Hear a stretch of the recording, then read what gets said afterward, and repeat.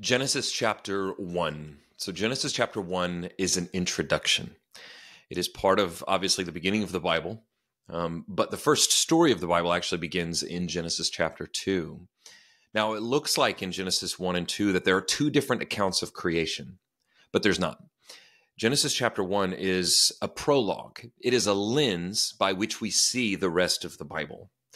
And really, this first page gives us a teleos, or a purpose behind why the Bible is being written, number one. And number two, the purpose behind God's created order and the purpose behind his image, which is us, human beings. And so on the first page of the Bible, we see a 7-day account of God's created order. God, and in many ways, theologians for a long, long time have looked at Genesis as a material origins introduction. But really, it's not a material origins. Yes, God is the originator. He is the creator of all material things. He is the creator of all things that came from nothing, ex nihilo, the phrase which means from nothing. But Genesis chapter 1 really is more a purpose behind the created order. So if we were to look at it like this, it's telling us why things are here instead of how things got here. Now, God is the creator of the universe. He is the originator of all things. And that is the ontology of the Bible, is that the very existence of all that is here, necessary existence, is God.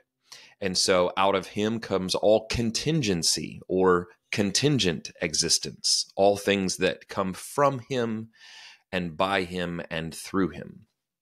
But in Genesis chapter 1, it's giving us an order of creation, almost like a temple. And that's the purpose behind this chapter, is really to help us understand that the world was created to be God's temple, his dwelling place with mankind. And so on 7 days, in a series of speeches, God consecrates essentially what is a temple. And we see the mirror image of this in 1 Kings chapter 8. In 1 Kings 8, God tells Solomon, who is the king of Israel at the time, to construct a temple where he's going to dwell to meet with his people Israel. And in 1 Kings 8, there is a series of speeches that Solomon gives over 7 days of a festival in which he consecrates and sets apart the temple to God. And that's what God is doing here in Genesis 1. He's actually communicating to us through Moses that his intent for the world was to be a temple, a dwelling place where he would come and he would dwell with man. And then he would create mankind in Genesis chapter 1, verses 26, 27, and 28. He would create mankind to rule over his good creation, that we would have his authority and we would bring order to his good world.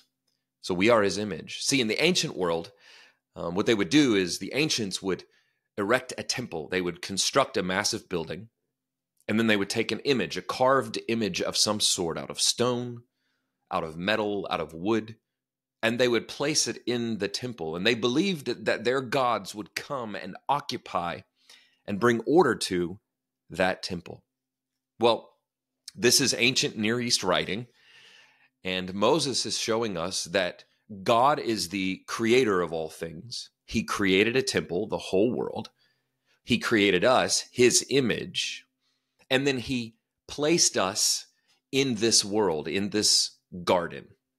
He placed Adam, which is the Hebrew word for humankind, dirt creature, actually.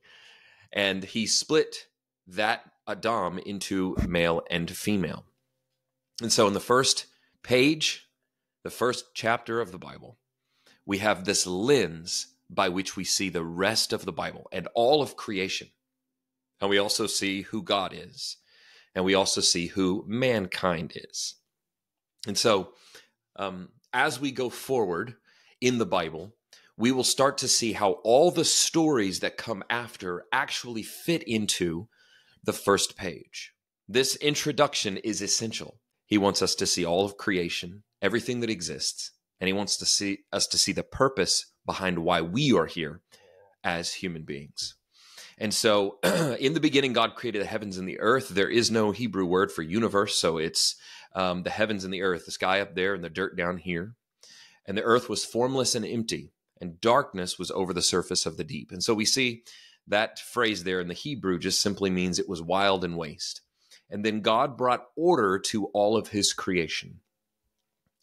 And then he said, let us make mankind in our image, in verse 26, in our likeness, so they may rule. The purpose, the teleos, where we get our word teleology, the study of why we're here, the study of purpose, is that mankind was created in the image of God to rule over his good creation. This is followed up by Psalm chapter 8, among a number of other texts in the Bible. Romans chapter 8 says we are being conformed to the image of God, being conformed to the image of the Son of God. And so the purpose of mankind is to rule, to co-rule, and be the middle management, if you want to say it like that, between God and his created order. Now, we are reflectors. We are mirrors. We reflect God into creation, and we reflect creation back to God.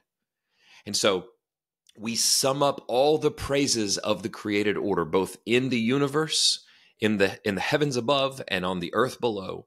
We sum up all the praises of God's creation back to him, or should be, as human beings.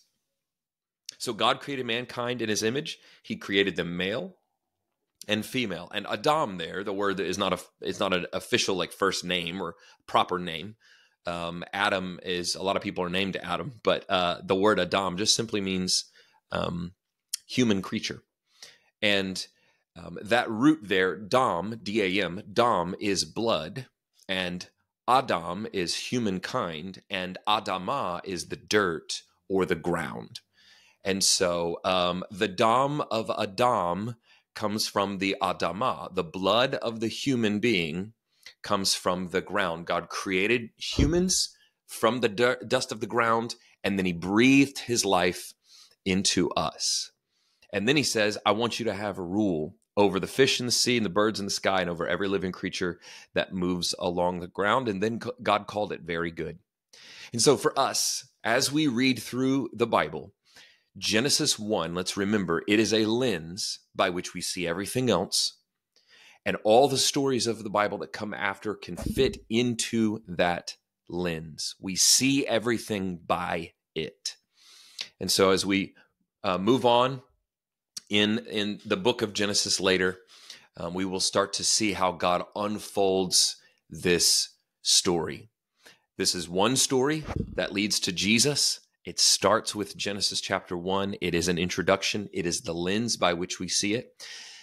The entirety of God's creation is a temple in which God wants to dwell with his creation.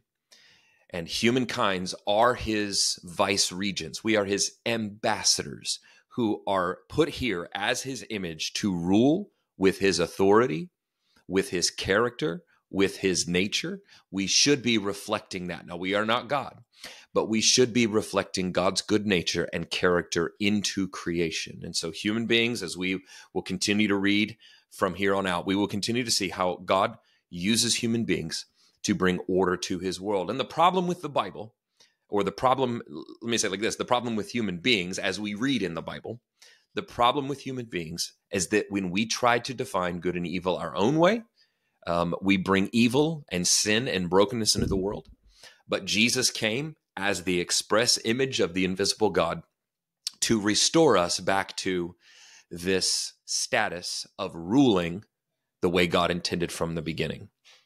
So Genesis chapter 1, a lens of a temple that God created, put his image, that's you and me, in his temple to rule over it with his character, to reflect his goodness into the world like a mirror, and then to reflect all of creation and the praise of creation back to him as the sovereign creator of the universe. That is Yahweh. He is the God, the one true and living God, and he reveals himself in Jesus later on in the Bible. That's what the Bible's all about, and that's what Genesis 1 is all about.